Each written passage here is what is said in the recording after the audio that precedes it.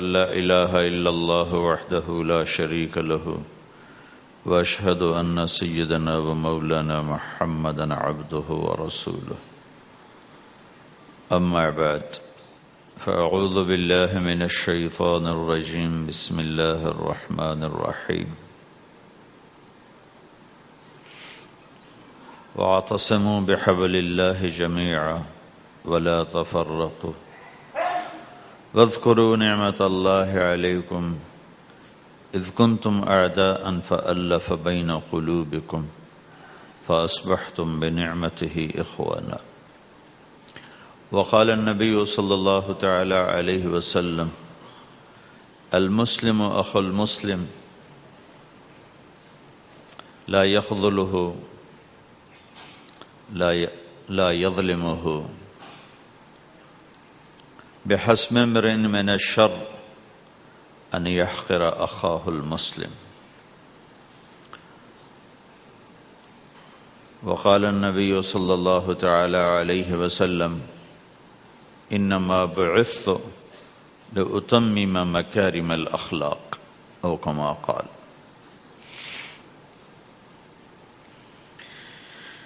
اللہ اکبر.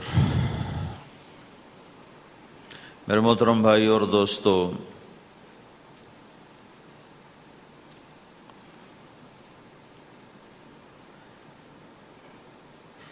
اسلام ایک زندگی گزارنے کا طریقہ ہے. صرف چند عبادات کا نام اسلام نہیں، یہ پوری ایک زندگی ہے.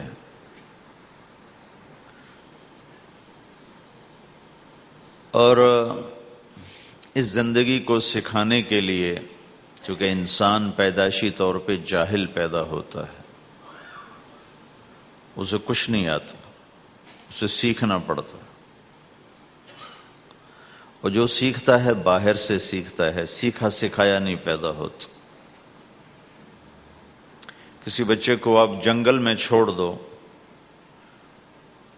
اور کوئی اس سے ملے نہیں تو وہ گونگا ہوگا، کچھ نہیں بول سکے.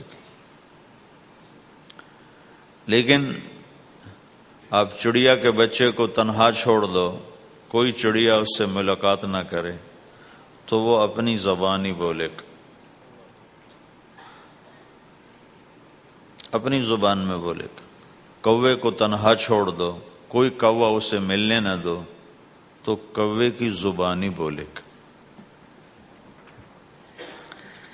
لیکن انسان کو گجراتی کا بچہ پنجابیوں میں چھوڑ دو تو گجراتی بھول جائے گا، پنجابی بولے گا. پنجابیوں کا بچہ گجراتیوں میں چھوڑ دو تو وہ پنجابی نہیں بولے گا، وہ گجراتی بولے گا. اور کوئی بھی نہ اس سے ملے، اسے تنہا چھوڑ دو تو وہ کچھ بھی نہیں بول سکے گا، گونگا ہوگا. تو انسان جو کچھ سیکھتا ہے باہر سے سیکھتا ہے، اور چونکہ امتحان کی جگہ ہے تو باہر دونوں چیزیں موجود ہیں، غلط بھی صحیح بھی. دونوں جنس بازار میں موجود. انسان کے علاوہ جتنی مخلوق ہے ان میں غلط کرنے کا کوئی سسٹم ہی نہیں ہے، وہ غلط کر ہی نہیں سکتے، جو کرتے ہیں ٹھیک کرتے. انسان کے اندر دونوں سسٹم ہیں، فَأَلْهَمَهَا فُجُورَهَا وَتَقْوَاهَا، یہ دونوں نظام لے کے چلتا ہے. اسلام کو سیکھنا پڑتا ہے. اور اسلام کے لیے جو سب سے بڑا سرمایہ ہے، جیسے آپ بازار میں جاتے ہو، دکان کھولتے ہو، پھیری لگاتے ہو، تو اس کے لیے پیسہ چاہیے، ڈالر چاہیے. ڈالر کے بغیر آپ کاروبار نہیں کر سکتے. اسلام کے لیے ایمان چاہیے، ایمان کے بغیر اسلام پہ چلا نہیں جاتا. جانتا ہوگا چل نہیں سکے گا. ایمان وہ طاقت ہے، وہ سرمایہ ہے، وہ کیپٹل ہے جس سے کوئی مرد عورت وہ دین پہ چل سکتا ہے. یہ زیادہ ہوگا تو زیادہ چلے گا، تھوڑا ہوگا تو تھوڑا چلے گا، نہیں ہوگا تو صفر ہوگا، زیرو ہوگا. تبلیغ کا جو یہ کام اللہ تعالیٰ نے ہمیں دیا ہے، یہ ایمان کو سیکھنے کی اور اس کو آگے پہنچانے اور پھیلانے کی محنت ہے۔ ایمان سیکھنے کے لیے فمن شاء اتخذ الی ربہ سبیلا، کوئی ایک طریقہ نہیں ہے، کئی طریقے ہیں۔ اللہ نے سبیل کے اوپر الف لام نہیں لگایا، الف لام ہٹا کر یہ بتایا ہے کہ اللہ تک پہنچنے کے راستے کئی ہیں، محنت کے راستہ تو ایک ہے اسلام، اس پر آنے کی جو محنت ہے اس کے راستے مختلف ہیں۔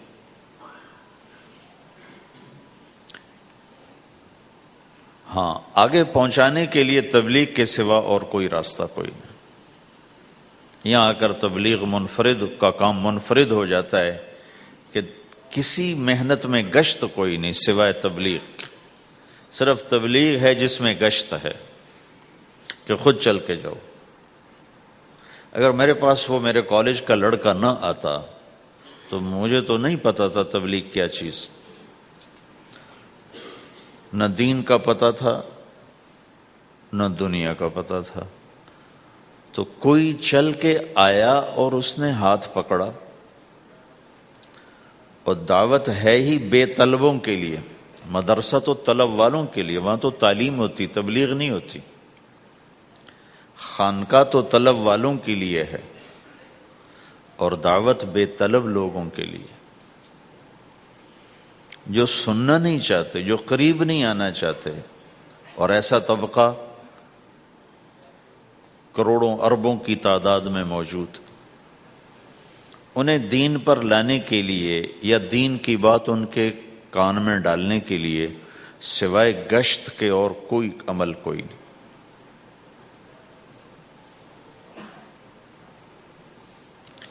میں پشاور گیا تو جماعت میں انہوں نے کہا جی یہاں ایک وکیل صاحب ہیں، تبلیغ والوں کو بہت گالیاں دیتے ہیں، شکل دیکھتے ہی گالیاں دینا شروع کرتے ہیں، آپ کے علاقے کے؟ آپ کے علاقے کے؟ میں نے کہا اچھا ملاؤ۔ پشاور میں رہتا تھا، وکالت کرتا تھا، میرے علاقے کا میاں چنو ایک چھوٹا سا ٹاؤن ہے وہاں کا تھا، میں اس کے قریب تلمبا ایک چھوٹا سا ٹاؤن ہے میں وہاں۔ تو جب ہم ان کے دروازے پر گئے اور نوک کیا تو دروازہ کھلتے ہی انہوں نے وہی کام شروع کر دیا، دیکھتے ہیں۔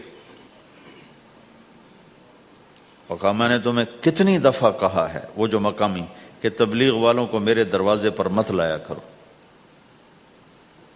تو اب بتاؤ، میں اگر یہ تبلیغ کے رگڑے نہ لگے ہوتے تو میں تو 2 تھپڑ اس کے منہ پہ مارتا، یا مفتی صاحب کی طرف فتویٰ سناتا، تو اسلام سے خارج ہو گیا ہے، توبہ کر۔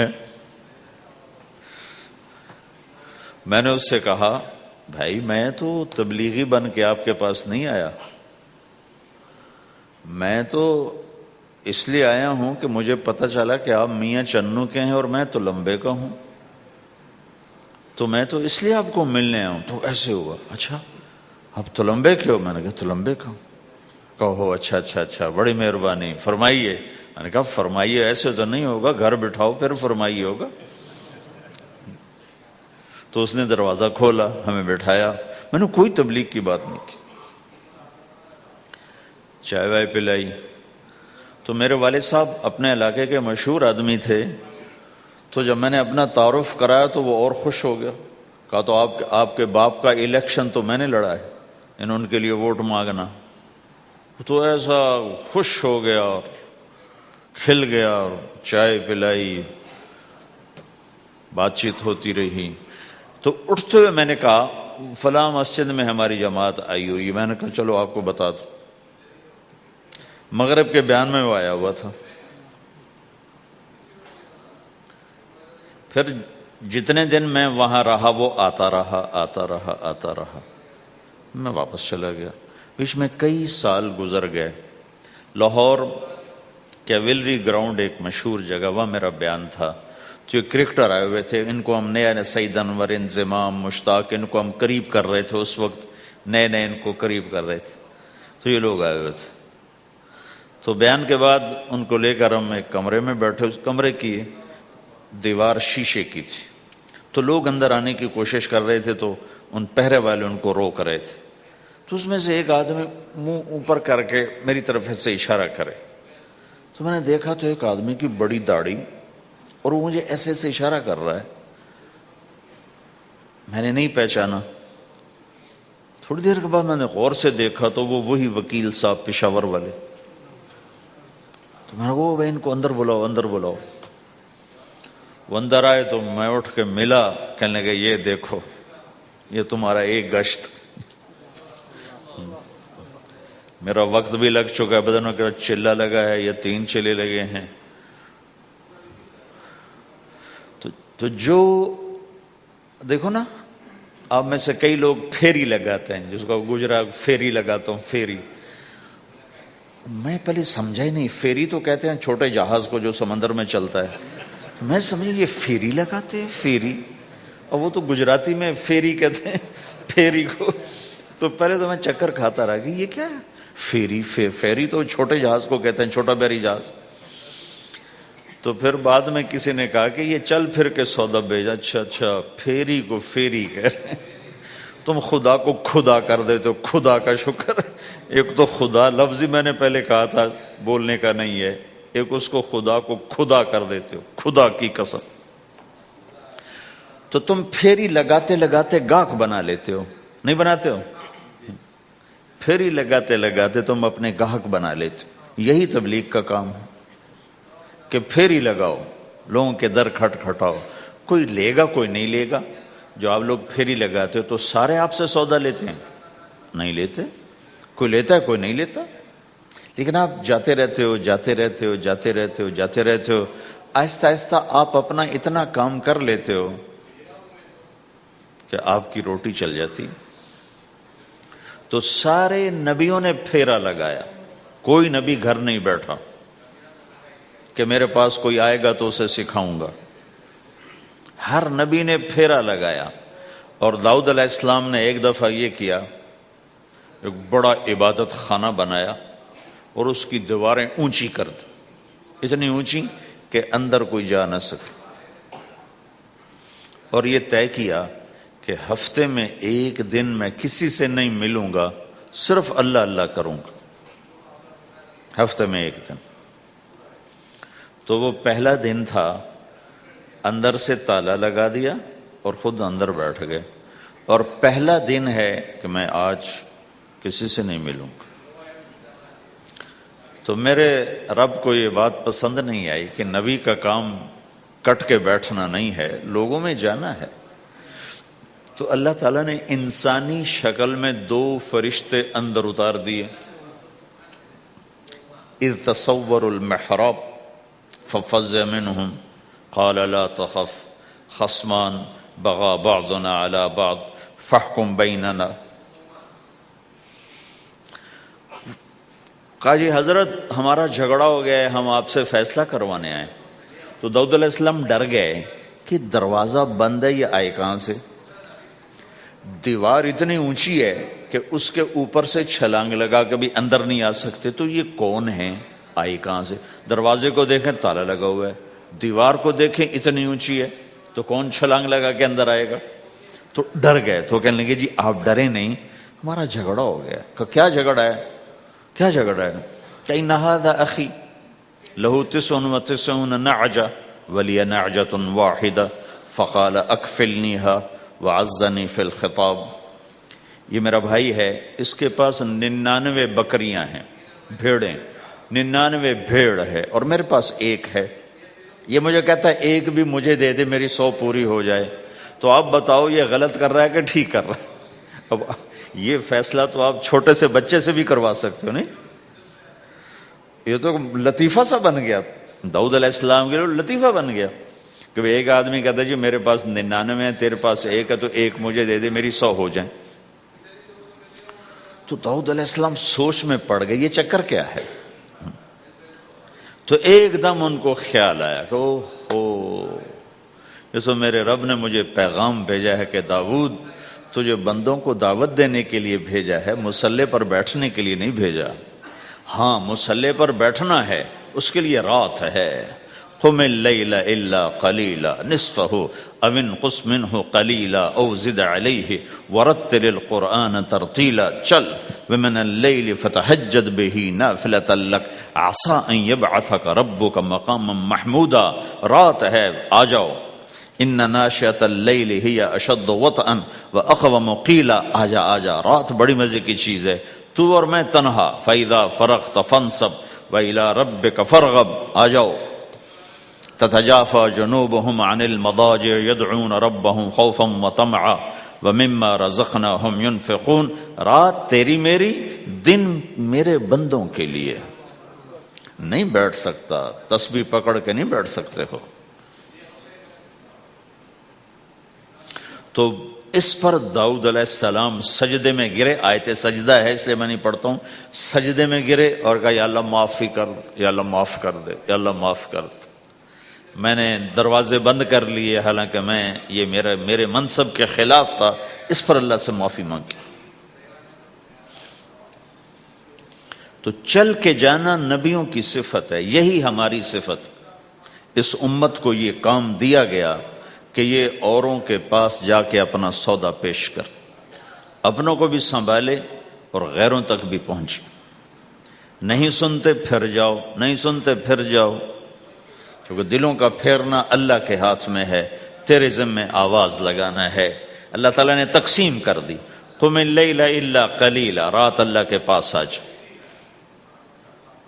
دن میں کیا کر، ان لک فی النہار سبحا طویلا، تیرا دن میں کام بہت زیادہ ہے، سبحا طویلا۔ دعوت کے کام کو تیرنے سے تشبیہ دی ہے، سبح تیرنے کو کہتے۔ اللہ کے نبی کا ایک گھوڑا تھا جس کا نام تھا سبحہ، میں نے بتایا تھا پہلے دن، وہ اتنا تیز چلتا تھا جیسے تیر رہی ہو، اس لیے اللہ کے نبی نے خود اس کا نام سبحہ رکھا تھا، تیرنے والا۔ تو تبلیغ کے کام کو تیرنے سے تشبیہ دی کہ آپ نے لمبا تیرنا ہے، اور مکے میں تو پانی کوئی نہیں، تو کہاں تیرنا ہے جی؟ سارے مکے میں پانی کا قطرہ کوئی نہیں، زمزم کے کنویں کے سوا، تو تیرنا کہاں ہے؟ یہ اس دعوت کے کام کی بڑی خوبصورت تصویر ہے، سبحا طویلا۔ حالانکہ اللہ فرماتا ہے ان لک فی النہار شغلا طویلا عملا عظیما جہدا طویلا، لیکن سبحا طویلا۔ جو آدمی چل رہا ہوتا ہے اگر وہ بیٹھ جائے تو کوئی نقصان تو کوئی نہیں، گاڑی چلا رہا ہے کہیں گاڑی روک لے تو کوئی نقصان تو کوئی نہیں، تھوڑی دیر سے پہنچ جائے گا۔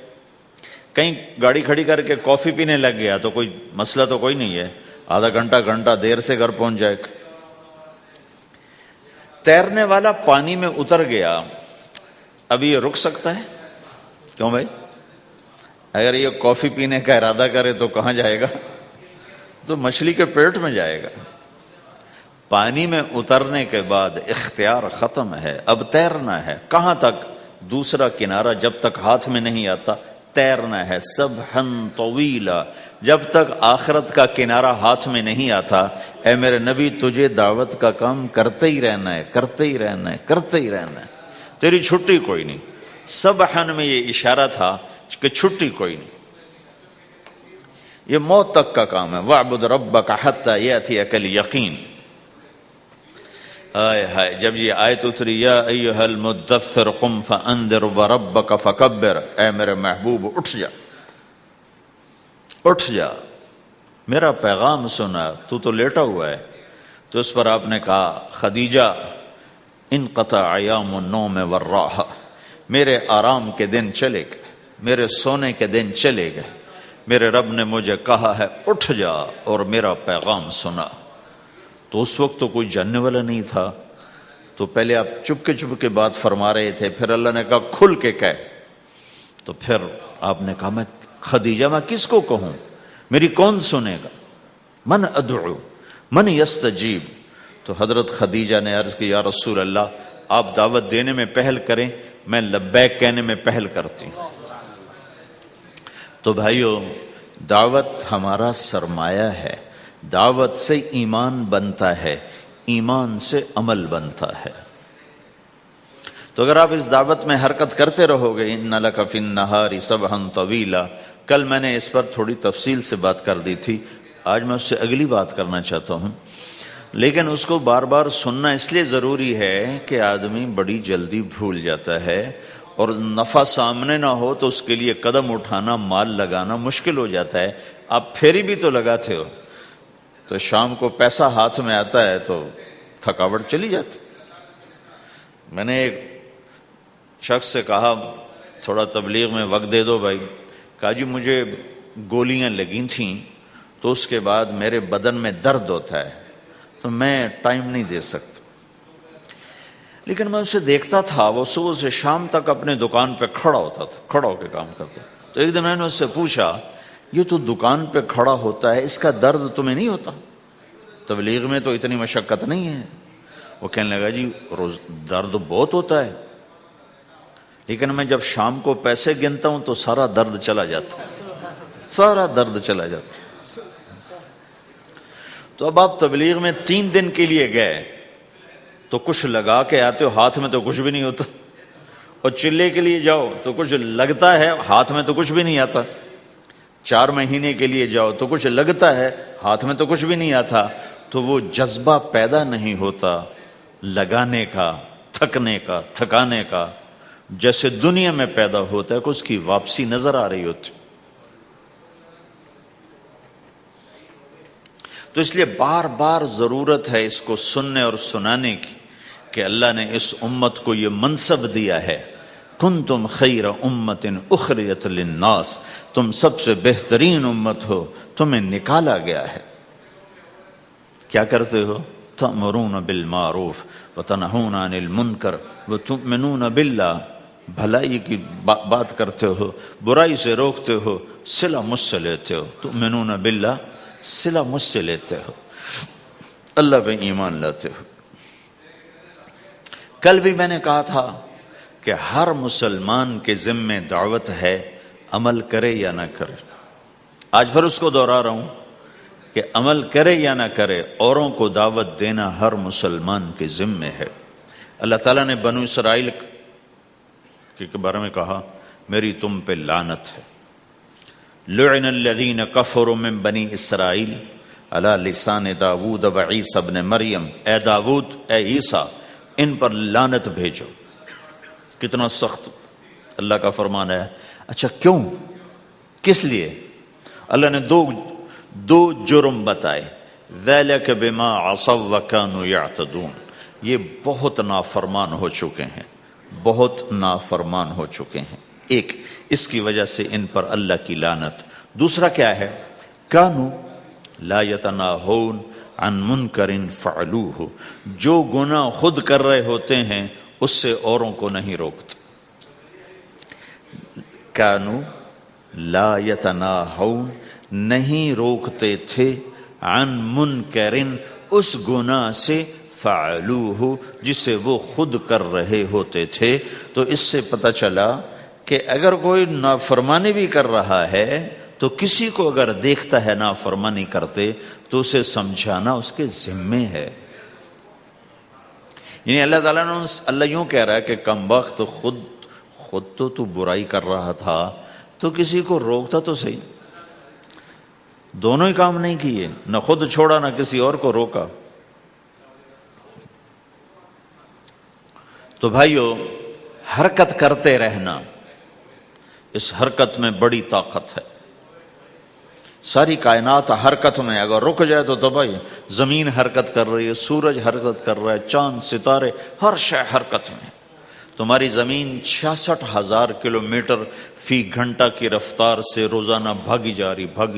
کہیں پتہ چلا کہ پاناما بمے دونوں سمندروں کے 66,000 کلومیٹر فی گھنٹہ کی رفتار سے دوڑا جا رہا ہے۔ تمہارا سورج 6 لاکھ میل، 9 لاکھ کلومیٹر فی گھنٹہ کی رفتار سے دوڑتا جا رہا ہے۔ حرکت کے ساتھ زندگی ہے، حرکت ختم ہوگی زندگی ختم ہو جائے گی۔ اب لوگوں نے حرکت کی، اپنے ملکوں کو چھوڑ کر آئے، اللہ نے آپ کو روزگار دے دیا، باعزت روزگار دے دیا۔ تو بھائیو، اللہ کے دین کے لیے حرکت کرتے رہنا، عمل بھی آ جائے گا انشاءاللہ، ایک دن دیکھو گے زندگی بدلے گی۔ ہمارے بزرگ تھے، ساتھی فوت ہو گئے، تو ان کا بیٹا پی آئی اے میں کیپٹن تھا، جہاز اڑاتا تھا۔ تو انہوں نے کہا بیٹا نماز پڑھ لیا کر۔ کہا ابا فرصت نہیں ملتی، بہت کام ہوتے۔ کہا اچھا چلو نماز کے وقت ایک آدمی کو دعوت دے دیا کر، 5 نمازیں ہیں، 5 دفعہ دعوت دے دیا کر۔ وہ کہنے لگا میں دعوت دوں؟ خود تو میں پڑھتا نہیں، دوسرے کو کیسے دعوت دوں؟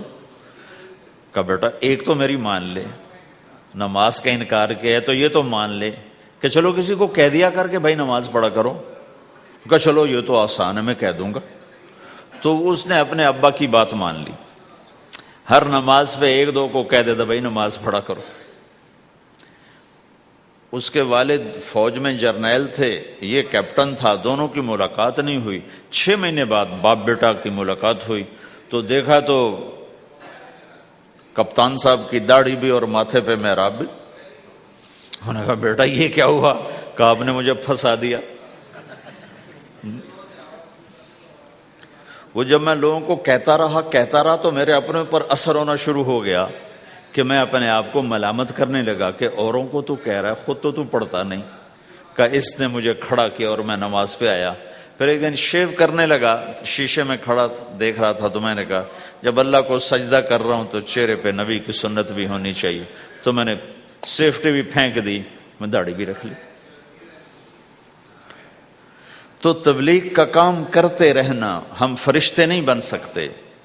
ایک دفعہ ایک آدمی نے میرے پر بڑی چڑھائی کی، تم تبلیغ والے منافق ہو، کہتے کچھ ہو کرتے کچھ ہو، تمہارے قول اور فعل میں بہت فرق ہے، بہت۔ جب ان کا غصہ اتر گیا تو میں نے ان سے کہا بھائی 100 نمبر تو اللہ نے بھی نہیں مانگے، آپ کیوں مانگتے ہو؟ اللہ نے کہا ہے فمن ثقلت موازینہ، جس کی نیکیاں بڑھ جائیں گی گناہ تھوڑے ہوں گے تو پاس کر دوں گا۔ تو 100 نمبر تو اللہ نے بھی نہیں کہا کہ ایک گناہ تیرے کھاتے میں نہیں ہونا چاہیے، 100/100 نمبر لے گا تو جنت دوں گا، نہیں تو ریپٹ مار کے جہنم میں ڈالوں گا۔ تو 100 نمبر تو اللہ بھی نہیں مانگتا، اسے پتا ہے میرا بندہ کمزور ہے، کبھی گناہ کرے گا کبھی نیکی کرے گا۔ تو وہ کہتا ہے جس کے پاس 51 نیکیاں ہوئیں اور 50 گناہ ہوئے تولوں گا تو 51 جھک جائیں گے نا، 50 معاف۔ مثال دے رہا ہوں میں، ہمارے علاقے میں ایک ذمہ دار تھے، وہ ذکر بھی بہت کرتے تھے، گالیاں بھی بہت دیتے، ادھر سبحان اللہ تیرے فلانے الحمدللہ کے ساتھ ایک پھکڑ تولتے تھے، ساری زندگی وہ ایسا ہی کرتے رہے۔ جب وہ فوت ہو گئے تو کسی نے ان کو دیکھا تو انہوں نے پوچھا کہ میاں صاحب آپ کے ساتھ کیا ہوا؟ آپ تو گالیاں بہت دیتے تھے۔ خود ہی انہیں پوچھ رہے آپ تو گالیاں بہت دیتے تھے، تو آپ کے ساتھ کیا ہوا؟ کہ اللہ تعالیٰ نے میرے ذکر اور میری گالیوں کو تولا تو میرا ذکر بڑھ گیا تو میری بخشش ہو گئی۔ اللہ نے بھی کاؤنٹنگ رکھی ہے، پرفیکشن مانگی ہی نہیں۔ اگر اللہ پرفیکشن مانگتا تو پھر آپ کہتے تم کرتے کچھ ہو کہتے کچھ ہو۔ اگر میں کہتا صحیح ہوں تو ایک نیکی تو کر رہا ہوں، اور کرتا نہیں ہوں تو ایک گناہ کر رہا ہوں۔ کیا پتا میرا رب میرے کہنے کے تو فعل میرے نہ کرنے کو معاف کر دے۔ بس ایک صورت میں ہے کام خطرناک کہ اگر میں اس کہنے سننے کو اپنی دنیا بنانے کا ذریعہ بنا لوں پھر خطرناک ہے۔ أَتَأْمُرُونَ النَّاسَ بِالْبِرِّ وَتَنْسَوْنَ أَنفُسَكُمْ وَأَنْتُمْ تَتْلُونَ الْكِتَابَ، وہ یہ آیت ہے۔ لیکن اگر میرے اندر اخلاص ہے تو پھر میں انسان ہوں، کبھی اچھا کروں گا کبھی برا کروں گا، لیکن میرے ذمہ صدا لگانا ہے۔ تو بھائیو اس تبلیغ کے کام کو کرتے رہنا، اس سے ایمان بنتا ہے، ایمان سے دین وجود میں آتا ہے۔ دین کے 2 حصے ہیں، ایک عبادات ہے جس میں نماز سب سے اہم ہے، پھیری پہ ہو گھر پہ ہو نماز نہ چھوڑو۔ رمضان کے روزے ہیں، اللہ پھر رزق زیادہ دے دے، حج کرو، زکوٰۃ دو، لیکن عبادات بڑی محدود ہیں اور اس میں کثرت اللہ نے مطالبہ بھی نہیں کیا، بلکہ اللہ تعالیٰ نے اس میں اعتدال ہی کو پسند فرمایا ہے۔ اللہ تعالیٰ نے ہمارے نبی لمبی لمبی نمازیں پڑھتے تھے تو اللہ تعالیٰ نے روک دیا کہ ما انزلنا علیک القرآن لتشقی، میرے نبی میں نے تمہیں قرآن اس لیے نہیں دیا کہ تو لمبی لمبی نمازیں پڑھ کے تھکتا رہے، درمیانہ چل درمیانہ چل۔ اللہ کے نبی نے تبلیغ میں زیادہ زور دکھایا تو اللہ نے اس پر بھی کہا فلا تذهب نفسك علیہم حسرات، اتنا غم نہ کیا کر کے تو خود ہی ہلاک ہو جائے، مت نہیں، ایسا نہ کر۔ تو عبادات محدود ہیں اور اس میں اعتدال مطلوب ہے۔ سارا دن مصلی پہ بیٹھنا یہ اللہ نہیں دیکھنا چاہتا، اللہ یہ دیکھنا چاہتا ہے کہ تو باہر جا تاکہ میں دیکھوں کہ اب تو کیا کرتا ہے۔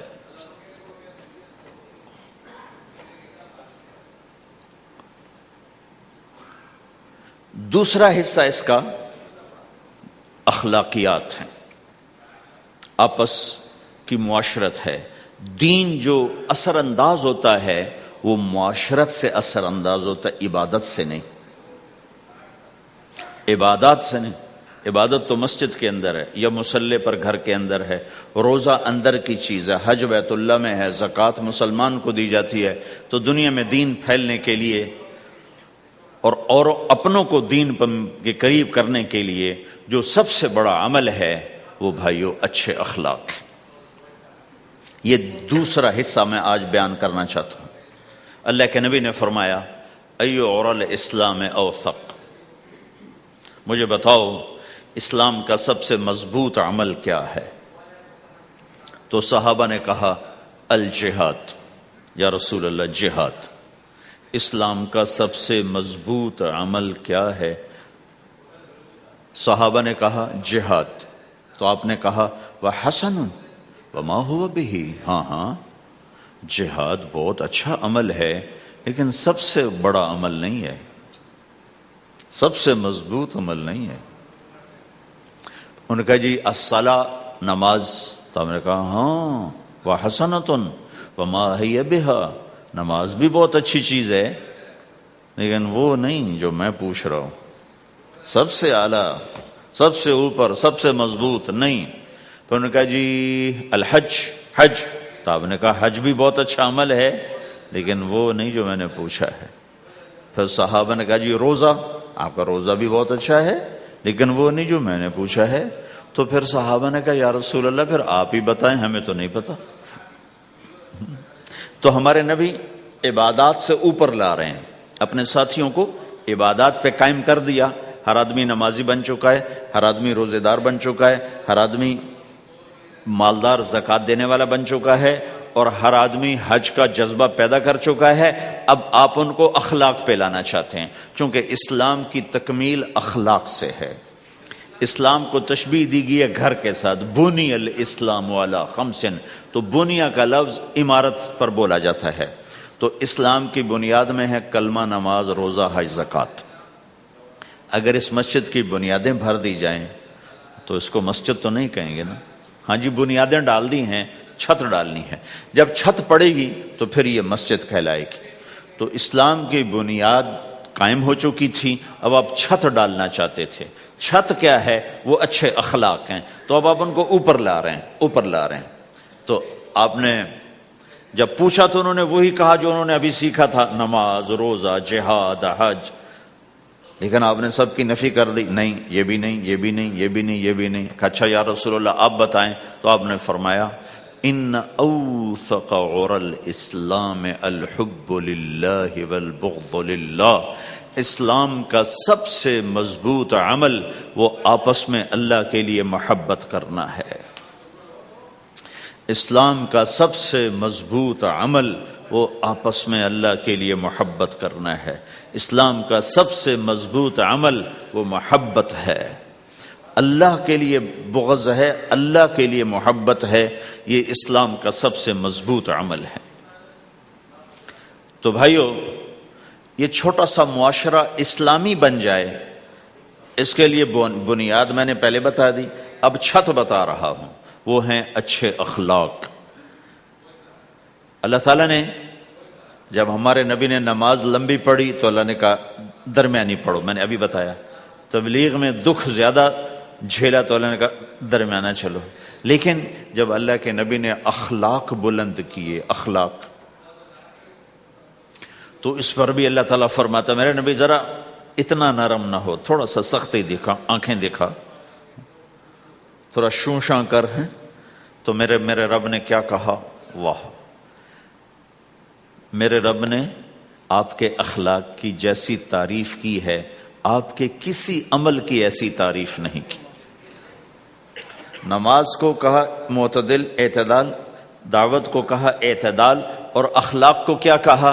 انک لعلی خلق عظیم، اور اس کو طاقت پہنچائی قسم اٹھا کے نون، پھر قسم اٹھائی قلم کی جو علم کا ذریعہ ہے، والقلم وما یسطرون، مجھے قسم ہے قلم اور اس کی تحریر کی، ما انت بنعمت ربک بمجنون وان لک لاجرا غیر ممنون۔ ان دو آیتوں کو چھوڑ کر اگلی جو آیت آ رہی وانک لعلی خلق عظیم، اے میرے محبوب میں قسم اٹھاتا ہوں قلم اور اس کی تحریر کی، تیرے اخلاق بڑے عالی شان ہیں۔ یہ نہیں کہا تیرے اخلاق بڑے عالی ہیں، انک لعلی، علا، علا کا یہاں بہت عظیم الشان کردار ہے۔ علا یہ بتا رہا ہے کہ اے میرے نبی جتنے اخلاق تصور کیے جا سکتے ہیں وہ سب تیرے تابع ہو چکے ہیں، اور تو ان پہ سوار ہو چکا ہے، تو ان پہ چھا چکا ہے۔ علا چھا جانے کے لیے ہوتا ہے کہ تمام اخلاق تیرے غلام ہو چکے ہیں۔ ایک دفعہ آپ نے فرمایا اچھے اخلاق 360 قسم ہیں، 360 قسم، 360 صفات کا مجموعہ اچھے اخلاق۔ کوئی ایک صفت کسی کو مل گئی تو جنت میں چلا جائے گا۔ تو ابو بکر رضی اللہ عنہ سامنے بیٹھے تھے، کہنے لگے یا رسول اللہ افی منہا شیء، ان 360 میں کوئی میرے اندر بھی کچھ ہے؟ تو آپ نے کہا تیرے اندر سارے کا سارا، کوئی کمی کوئی نہیں، پورے۔ یہ آپ نے اور کسی کو نہیں کہا، صرف آپ نے یہ ابو بکر سے فرمایا کہ ابو بکر تیرے اندر پورے اخلاق 360۔ تو بھائیو، آپس کی محبت اور اچھے اخلاق یہ اسلام کا سب سے چوٹی کا سبق ہے، سب سے اعلیٰ درجے کا سبق۔ اب ایک حدیث میں جو حدیث جبریل کہلاتی ہے، وہ انسانی شکل میں آ کر پوچھتے ہیں یا رسول اللہ اسلام کیا ہے؟ تو آپ کہتے ہیں کلمہ، نماز، روزہ، حج، زکوٰۃ، یہ اسلام ہے۔ یہی سوال اب آخری حج کا موقع آ چکا ہے، اب اسلام 9 سال آگے، 10 سال آگے جا چکا ہے اور اس کی شکل مکمل ہو چکی ہے۔ تو عمر بن عبسہ رضی اللہ تعالیٰ عنہ یہ آخری حج کے موقع پر آپ سے ملتے ہیں اور آ کر یہ آپ سے پوچھتے ہیں یا رسول اللہ مل اسلام؟ سوال ایک ہے، مل اسلام؟ شروع میں مدینے کے داخلے کے شروع میں جبریل انسانی شکل میں آتے ہیں اور کہتے ہیں مل اسلام، اسلام کیا ہے؟ تو آپ کہتے ہیں کلمہ، نماز، روزہ، حج، زکوٰۃ۔ اب یہی سوال 10 سال کے بعد یا 9 سال کے بعد عمر بن عبسہ کہتے ہیں یا رسول اللہ مل اسلام، اسلام کیا ہے؟ تو اب جواب سنو، آپ نے فرمایا اطعام الطعام وطیب الکلام، میٹھا بول بولنا اور کھانا کھلانا۔ کسی سے میٹھا بول بولنا کتنا عظیم ہے میرے نبی کی، میرے اللہ کی بارگاہ میں، کہ آپ نے فرمایا ابتسامک فی وجہ اخیک صدقہ، تو اگر کسی مسلمان کو ہنس کے مل لے تو یہ بھی تیرے لیے صدقے کا ثواب ہے، صدقہ لکھا جائے گا۔ جبریل کہتے ہیں یا رسول اللہ مل ایمان، ایمان کیا ہے؟ تو آپ فرماتے ہیں اللہ کو ماننا، فرشتوں کو ماننا، نبیوں کو ماننا، کتابوں کو ماننا، تقدیر کو ماننا، موت کے بعد کی زندگی کا اقرار کرنا، ان تؤمن باللہ وملائکتہ وکتبہ ورسلہ وبالبعث بعد الموت، یہ ہے ابتدائی جواب۔ اب یہی سوال عمر بن عبسہ کرتے ہیں 9 سال کے بعد یا رسول اللہ مل ایمان، ایمان کیا ہے؟ تو آپ نے فرمایا الصبر والسماحہ، صبر کرنا، معاف کرنا۔ سوال ایک ہے، جواب 2 ہیں، کیوں کہ جگہ اور نوعیت بدل چکی ہے۔ ابتدائے اسلام ہے تو عبادات بتائی جا رہی ہیں، انتہائی اسلام ہے تو اخلاق بتائے جا رہے ہیں کہ اے عمر، ایمان کیا ہے؟ صبر کرنا، معاف کرنا، صبر کرنا، معاف کرنا۔ تو بھائیو جو ہمارا معاشرہ بنے گا اسلامی، گھر میں باہر، وہ بنے گا اچھے اخلاق سے، عبادت سے نہیں، علم سے نہیں، تبلیغ سے نہیں، وہ بنے گا اچھے اخلاق سے، میٹھے بول بولنے سے، درگزر کرنے سے، معاف کرنے سے، سہ جانے سے، اور بازار میں سچائی، بازار میں میٹھا بول نہیں، وہ تو ہر تاجر مسکرا کے ملتا ہے، ہاں وہ تو کاروبار ہے مسکرانا، سچا بول، الصدق ینجی والکذب یہلک، میرے نبی نے فرمایا سچ نجات دیتا ہے اور جھوٹ ہلاک کر دیتا ہے۔ تو بازار کے اخلاق ہیں صحیح بولنا، صحیح تولنا، دھوکہ نہ دینا۔ میرے نبی سے پوچھا گیا یا رسول اللہ مسلمان بزدل ہو سکتا ہے، ڈرپوک؟ آپ نے کہا ہو سکتا ہے۔ کہ یا رسول اللہ مسلمان بخیل ہو سکتا ہے، بخیل کنجوس؟ آپ نے کہا ہو سکتا ہے۔ کہ یا رسول اللہ مسلمان جھوٹ بول سکتا ہے؟ آپ نے کہا جھوٹ نہیں بول سکتا۔ آپ نے فرمایا میں اپنے امت میں ہر عیب کی توقع رکھتا ہوں کہ میرا امتی ہر گناہ کر سکتا ہے لیکن دو کام نہیں کر سکے گا اگر وہ میرا امتی ہے، ایک جھوٹ کبھی نہیں بولے گا، ایک دھوکہ کبھی نہیں دے گا۔ اور یہ دونوں کام ہمارے پورے عروج پر ہیں۔ تو مسلمان دھوکہ نہیں دیتا کسی کو، مسلمان جھوٹ نہیں بولتا۔ تو اللہ کے نبی نے یہ نہیں فرمایا جو نماز نہیں پڑھتا وہ میرے سے، وہ مجھ سے نہیں ہے، میری امت میں سے نہیں، جو روزہ نہیں رکھتا میری امت میں سے نہیں ہے، زکوٰۃ نہیں دیتا میری امت میں سے، یہ نہیں کہا۔ آپ نے کہا من غش فلیس منا، جس نے کسی کو دھوکہ دیا وہ میری امت میں سے نہیں ہے، میری امت سے خارج۔ تو آپ کی تجارت پاناما میں ایسی تجارت ہو کہ وہ اسلام کا بولتا ثبوت بن جائے، آپ کی جاب ہے تو ایسی ہو کہ اسلام کی پورا انڈونیشیا جو مسلمان ہوا ہے، مسلمان تاجروں کی تجارت سے مسلمان ہو، ملائیشیا، انڈونیشیا، فلپائن، ان علاقوں میں جتنا اسلام پھیلا ہے یہ تاجروں کی محنت سے پھیلا ہے۔ کہاں کے تاجر؟ یمن کے عرب تاجر، ان کے عالی اخلاق، ان کا سچا بول، ان کا صحیح ترازو، اس نے لوگوں کے قلوب کو پھیر دیا کہ یہ پیسے کے غلام نہیں ہیں۔ تو ہماری تجارت اس لیے نہیں کہ ہم پیسہ بنائیں، ہماری تجارت اس لیے کہ ہم تجارت میں اللہ کے احکام زندہ کریں، جس میں سب سے بڑا حکم سچ بولنا ہے اور دھوکے سے بچنا ہے، اور غلط کاروبار سے، غلط کام سے بچنا ہے۔ صرف ہم پیسہ نہیں کماتے، ہم اللہ کا امر دیکھتے ہیں کہ اگر میرے اللہ کے حکم کے مطابق ہے تو ٹھیک، اگر اس کے مطابق ہم چھوڑ دیں تو بھائیو اپنی پہچان کرواؤ سچائی کے ساتھ، دیانت کے ساتھ، دھوکے سے بچتے ہوئے۔ ایک تاجر مجھے بڑے فخر سے بتا رہا، فیصل آباد کی بات، کہ جب میں صبح صبح قرآن پڑھ رہا تھا دکان پہ بیٹھا ہوا، کپڑے کا تاجر، تو ایک گاہک آ گیا، کہا جی آپ قرآن پڑھ رہے ہو، بھلے آدمی لگتے ہو، تو میں نے بیٹی کے جہیز کے لیے کپڑا خریدنا ہے، تو میں نے کہا آپ سے خرید لیتا ہوں۔ تو وہ پھر ہنس کے کہنا جی میں نے 16 روپے میٹر والا کپڑا 48 روپے میٹر میں بیچ دیا۔ میں نے کہا واہ بھائی واہ، قرآن کی قیمت بڑی تھوڑی لگائی تو۔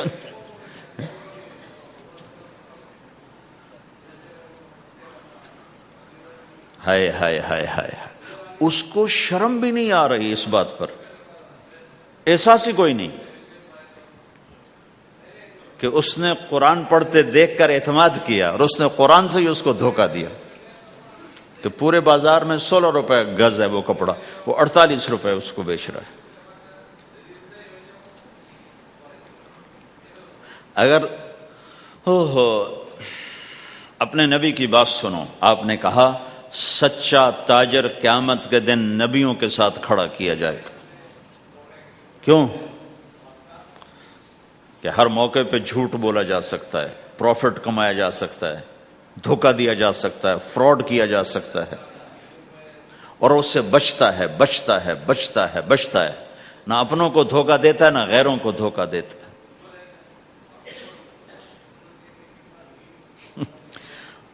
جب انگریز کا دور تھا تو وہ ایک دلی میں ایک جیب کترا تھا، جیب کاٹنے والا، تو وہ یہ سکھایا کرتا تھا لڑکوں کو، پھر ان کو بھیجتا تھا۔ تو اس کا ایک چیلا شام کو صرف 2 روپے لے کر آیا، 2 روپے لے کر۔ تو اس نے کہا بے وقوف، آج سارے دن کی کمائی 2 روپے؟ کہا استاد آج بہت بڑا مال مارا تھا، لیکن میں نے دیکھا تو وہ ایک گورا تھا، انگریز تھا، تو مجھے خیال آیا اگر قیامت کا دن عیسیٰ علیہ السلام نے میرے نبی کو گلہ دے دیا کہ تیرے امتی نے میرے امتی کی جیب کاٹی تھی، تو میں اپنے نبی کو کیا جواب دوں گا؟ تو میں نے جا کر اس کو واپس کر دیا، ابھی اپنے کے کھسکا کے لایا ہوں 2 روپے۔ تو پچھلے زمانے کے تو چور بھی ایسے خوددار ہوتے تھے، اب تو نمازی ایسے غیرت کہاں پھینک کے آ گئے ہیں، ماتھے پہ محراب ہوتا ہے اور دھوکے میں سب سے اول ہوتے۔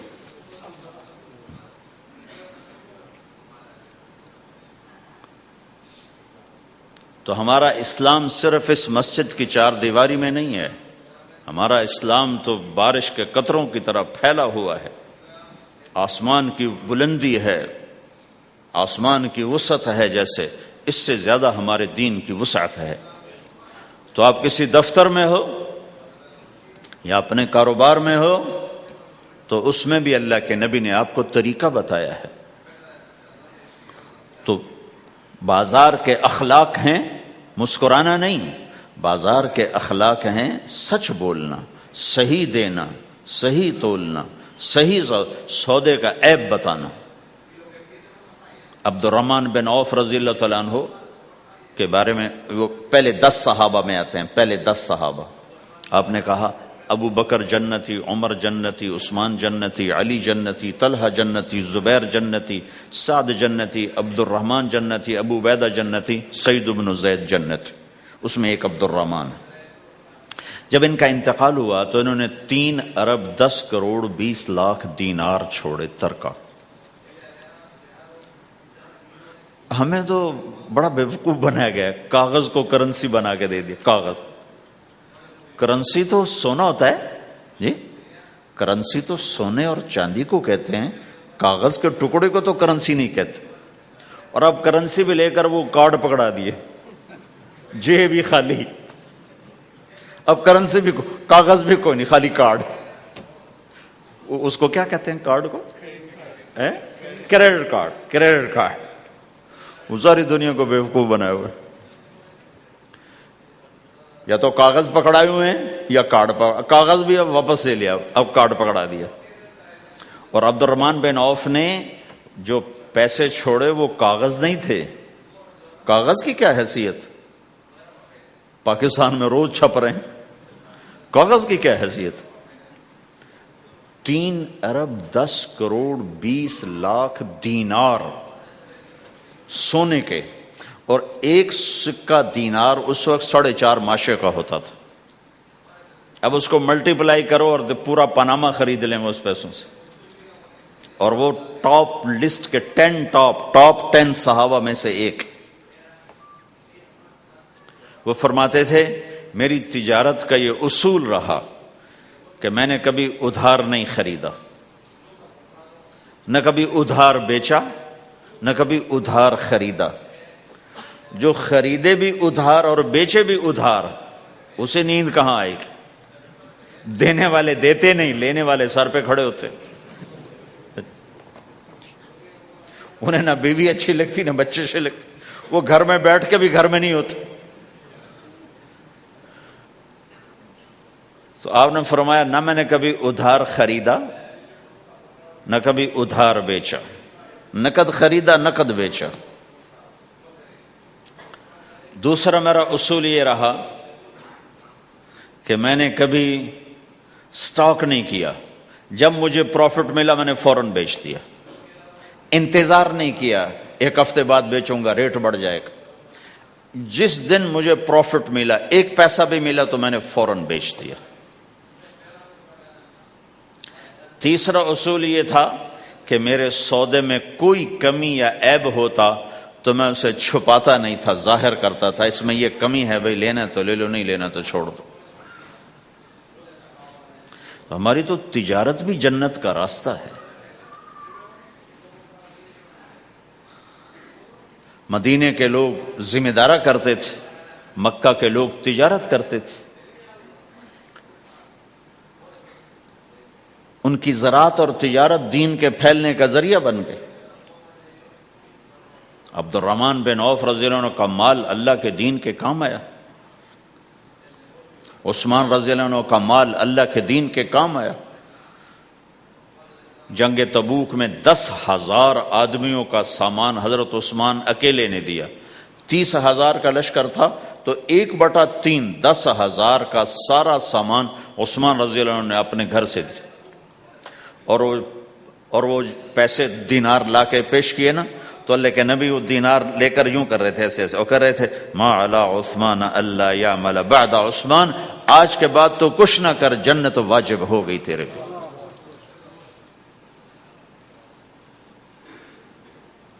تو بھائیو، ہمارا دین صرف ہمیں عبادت نہیں بتاتا،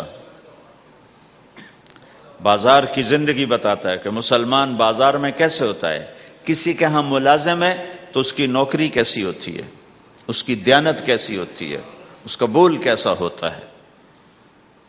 وہ پیسے پہ قربان نہیں ہوتا، وہ پیسے کو ایمان پہ قربان کرتا ہے۔ تو آپ کی تجارت بھی دین کے پھیلنے کا ذریعہ بنے گی۔ صرف نماز سے گناہ معاف نہیں ہوتے۔ مسلم شریف کی روایت ہے، من امسا کالن بعمل یدہ امسا مغفورا لہ، جو صبح سے شام تک روزی کماتے کماتے حلال حلال حلال حلال، جھوٹ والی نہیں، کھوٹ والی نہیں، خیانت والی نہیں، حرام چیز نہیں، حرام چیز کا بیچنا بھی حرام ہے، خریدنا بھی حرام ہے، اس کا پروفٹ بھی حرام ہے۔ جس گھر میں حرام پیسہ جائے گا وہاں سکھ کبھی نہیں آئے گا، چیزیں آ جائیں گی، چین نکل جائے گا۔ 1960 کی دہائی میں ایک پاکستان کا افسر تھا، اس نے 1960 میں لوگوں کے پاس 100 روپے مشکل سے ہوتے تھے، اس نے اس زمانے میں کروڑوں روپے جمع کیے رشوت سے، بہت بڑی پوسٹ پر تھے۔ جب وہ مر گیا، ایک دن اس کا بیٹا کہہ رہا تھا کاش ہمارا باپ ہمارے لیے حرام کٹھا نہ کرتا تو کوئی خوشی کا دن ہم بھی دیکھ لیتے۔ جن کے لیے جمع کیا تھا کہ میرے بچے مزے سے، میں نے خود اپنے کانوں سے اس کو یہ کہتے ہوئے سنا کئی دفعہ، میں آج مر جاؤں میری بچی کو کسی کی پرواہ نہیں کہ میں نے اتنا پیسہ بنا دیا ہے۔ تو اسی کا بچہ یہ کہہ رہا تھا کاش ہمارا باپ ہمارے لیے حرام کٹھا نہ کرتا تو ہم بھی کوئی خوشی کا دن دیکھ لیتے۔ تو اللہ کے نبی نے فرمایا من امسا کالن بعمل یدہ امسا مغفور لہ، جو صبح سے شام تک حلال کمانے میں تھکتا ہے اور تھک کے واپس آتا ہے تو اس کے اس دن کے سارے گناہ اللہ معاف فرما دیتے۔ تو ہمارا بازار بھی دین ہے بھائی، پھر ہمارا گھر بھی دین ہے، گھر کی زندگی دین ہے۔ میرے نبی نے گھر کی زندگی سمجھائی۔ آپ اپنے گھر میں جھاڑو دے رہے ہیں، قاب قوسین کا ٹائٹل لے کر، مقام محمود کا ٹائٹل لے کر، ختم نبوت کا تاج سر پہ سجا کر، نبیوں کی سرداری کا صحرا باندھ کر آپ گھر میں جھاڑو دے رہے ہیں، اپنے کپڑے خود دھو رہے ہیں، 9 بیویاں ہیں، 9 اپنے کپڑے خود دھو رہے ہیں، کوئی پھٹ گیا ہے خود سی رہے ہیں، جوتا پھٹ گیا خود ٹھیک کر رہے ہیں۔ حضرت عائشہ رضی اللہ عنہا کو آٹا گوندنا نہیں آتا تھا، چھوٹی عمر تھی نا، تو ان کو آٹا گوند کے دیتے تھے، جب تک ان کو آٹا گوندنا نہیں آیا ان کو آٹا گوند کے دیتے تھے۔ ہمیں تو گھر کی زندگی بھی سمجھائی گئی ہے، اور ہمیں بتایا گیا کہ تو اگر اپنی بیوی کے منہ میں لقمہ ڈالتا ہے تو یہ بھی تیرے لیے صدقہ ہے۔ سب سے بہترین صدقہ وہ ہے جو تم اپنے بچوں پر خرچ کرو۔ پھر دنیا دکھوں کا گھر ہے، تو میں قربان جاؤں اپنے نبی پر، آگے آنے والے سارے زمانوں کو دیکھ کر بیان فرما گئے، بتا گئے۔ اور نے فرمایا مجھے بتاؤ جہاد میں خرچ کرنے سے بھی بہتر خرچ کون سا ہے؟ جہاد میں خرچ کرنا تو سب سے بہتر شمار ہوتا ہے۔ آپ نے کہا مجھے بتاؤ جہاد میں خرچ کرنے سے بھی بہتر کون سا خرچ ہے؟ تو صحابہ نے کہا جی ہم تو نہیں جانتے، ہم تو اسی کو سب سے بہتر جانتے ہیں۔ ہم نے کہا نہیں، اولاد کا ماں باپ پہ خرچ کرنا جہاد میں خرچ کرنے سے بھی بہتر ہے۔ یہ کیوں فرمایا؟ کہ آگے نظر آ رہا تھا کہ اولاد نافرمان نکلے گی، لاکھوں بچوں